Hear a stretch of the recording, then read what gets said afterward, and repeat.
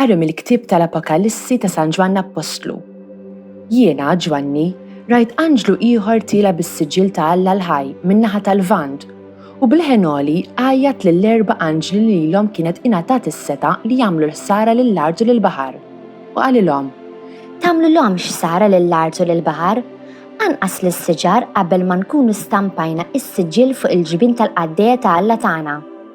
Imbagħad smajt x'kien il-għadd tal-issiġillati, 144,000 is-siġillat minn kull tribù ta' wlied Iżrael. Wara dan, ħarist u wara kien hemm kotra kbira li ħadd ma jista' jgħodda minn kull ġens u tribù, minn kull poplu u lsien, weqfin quddiem it-tron quddiem il-ħaruf, lebsin il-bies it-twal bojot u bil-frijej tal-palm f'idejhom.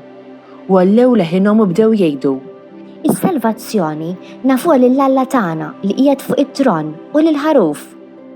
L-anġli kollha kienu qegħdin madwar it-tron u madwar ix-xjuħ u l-erba' ħlejjeq ħajjin. U waqgħu wiċċhom fl-art quddiem it-tron jagħtu qima lill-Alla u jgħidu: Amen. It-tifħir u l-glorja, il-erf, ir-ratta ħajru l-ġieħ, il-qawwa u s-saħħa lill-Alla tagħna għal dejjem ta' dejjem. Amen.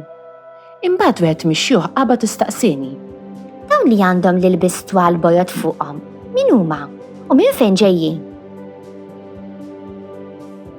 Inti taf, Sinjur, għetlu jien, imbagħad qalli: Dawn huma dawk li ġejjin mit-taħbit il-kbir u l-ilbiesi tagħhom ħassluhom u bajdwhom fid-demm tal-ħaruf. Dan hu n-nisel ta' dawk li jfittxu wiċċek mulej.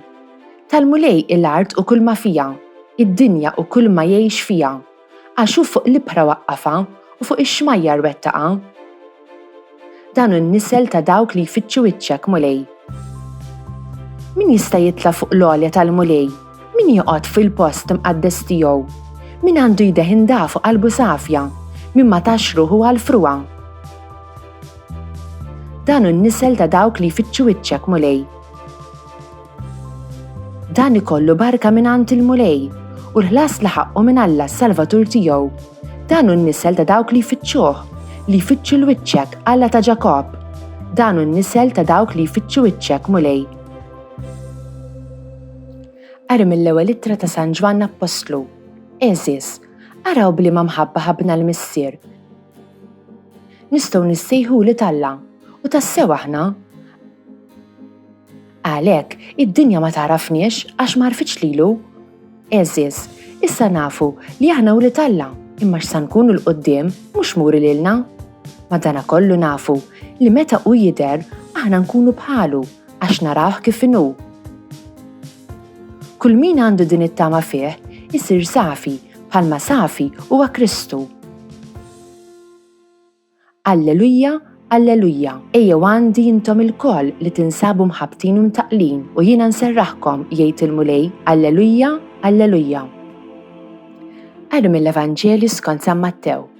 F'dak iż-żmien, Ġesu kif ra l-folol, tela fuq il-muntanja u wara li qgħad bil-qiegħda resqu lejh id-dixxipli tiegħu u hu fetaħ fommu u qabad ikellimhom u jgħid: Ħenjin il-fqar fl-ispirtu għax tagħhom hija s-salta ta' smewiet, ħenjin l-imnikta għax huma jkunu mfarġa, ħenjin ta' qalbhom ħelwa għax huma jkollhom l-art bħala wirt, ħenjin dawk li huma bil-ġuħ u l-għaġġ tal-ġustizzja għax huma jkunu mxebba, ħenjin dawk li jħennu għax huma jsibu ħniena, ħenjin dawk li huma safja f'qalbhom għax huma jaraw l-Alla, ħenjin dawk li jġibu l-paċi għax huma jissejħu li Alla, ħenjin dawk li huma persegwitati minħabba fil-ġustizzja għax tagħhom hija s-salta ta' smewiet.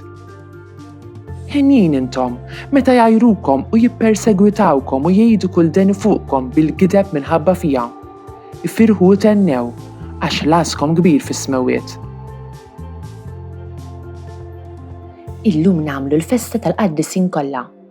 Leon Bloy, kittib Franċiż, baqa' famuż li qal: Fl-aħħar mill-aħħar traġedja waħda biss hemm li ma tkunx qaddis.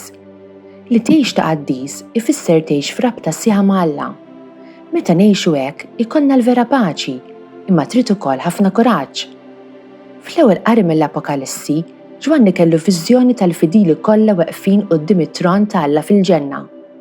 Dawn huma dawk li jemmnu u ġejjin mit-taħbit il-kbir Bħala nsara Kattoliċi, aħna nemnu li jgħat jiġi żmien meta Ġesu jirritorna fid-dinja biex jagħmel ħaq minn kulħadd u li l-mulej se jilqana għax inkunu hemm minna. Dan jimlina bil-kuraġġ. Isek taf kif se tispiċċa l-istorja favorita tiegħek, l-eroj ikollu jgħaddi minn ħwejjeġ ibsin u tal-biża'.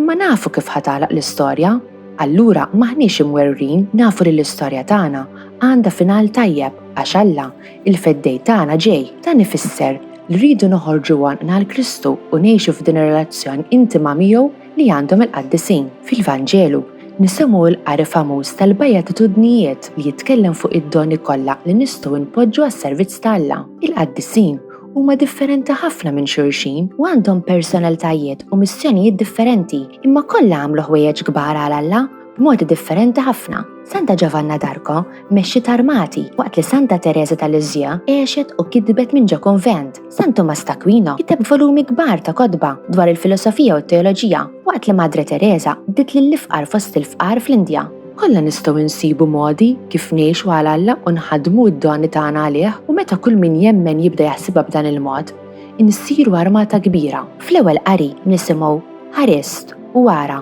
kien hemm kotra kbira minn kull ġens u tribù, minn kull poplu il sien. Aħna maqudin ma' dawk kollha minn madwar id-dinja li jħobbu lil mulej kif inħobbu aħna u nsiru familja waħda ma' kull min jemmen, kull imkien minn żmien twililu sal-lum. Allura nistaqsu, Ġesu, x'jixtieq jagħmel permezz tiegħi għax dik hi l-persuna li rrid insir, il-persuna li għandi nkun, u jew ma nibżgħux għax aħna diġà nafu kif ħadd tispiċċa l-istorja. This Maltese translation was produced in collaboration with the Church in Gozo. Don't forget to like, subscribe, and support this channel on Patreon using the link in the description. Thanks for watching!